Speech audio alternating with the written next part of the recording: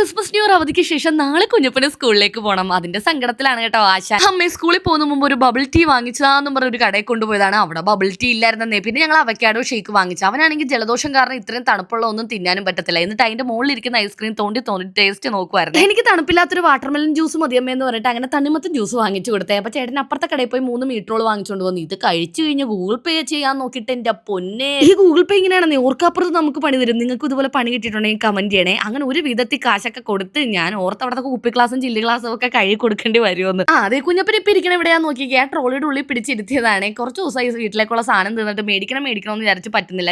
ഞാനും ചേട്ടനും അത്യാവശ്യമുള്ള സാധനങ്ങൾ മാത്രം എടുക്കുമ്പോൾ അവന് കണ്ണി കണ്ട എല്ലാ സാധനവും പിറക്കി അതിൻ്റെ ഉള്ളിൽ കൊണ്ടുവന്നിടും. അല്ലെങ്കിൽ എന്റെ പുറകെ നടക്കും, അമ്മ ഇത് എടുക്കാം, നമുക്ക് ഇത് വാങ്ങിക്കാം, ഇതുണ്ടാക്കാം വെറുതെ ഇങ്ങനെ പറയും. അതുകൊണ്ടാണ് കേട്ടോ ഞാൻ ലാസ്റ്റ് ആ ട്രോളി പിടിച്ചിരുത്തിയത്. അങ്ങനെ ഒരു പാക്കറ്റ് സ്ട്രോബെറി വാങ്ങിച്ചിട്ടുണ്ടായിരുന്നു. അപ്പൊ തന്നെ അത് പൊട്ടിച്ച് തിന്നണമെന്ന് പറഞ്ഞിട്ട് പൊട്ടിച്ചു കൊടുത്തു. ഞാനും തിന്നു. എന്റെ പൊന്നെ നല്ല മധുരം. ഞാൻ ഇതിനു മുമ്പ് എല്ലാം പുളിയുള്ള സ്ട്രോബെറി തിന്നിട്ടുള്ളൂ. ഇത് കൊള്ളാം. അങ്ങനെ ഞങ്ങൾ അവിടെ നിന്നും കഴിച്ചില്ല. തിരിച്ചിറങ്ങാൻ നേരത്തെ ഒരു കടയിൽ നിന്ന് ചിക്കൻ ഫ്രൈഡ് റൈസ് കഴിച്ചു. എനിക്ക് പുറത്തു പോകുമ്പോൾ തിന്നാൻ ഏറ്റവും ഇഷ്ടം ദോശയാണ്. പക്ഷെ പാതിരാത്രിക്ക് ഒരു കടയിലും ദോശ ഇല്ലായിരുന്നു. അവസാനത്തെ കുഞ്ഞിപ്പന് ചൂടൊന്നൊരു വിഷയമുള്ള കാര്യമില്ല. അങ്ങനെ ഞങ്ങൾ കഴിച്ചു വീട്ടിലോട്ട് പോയി.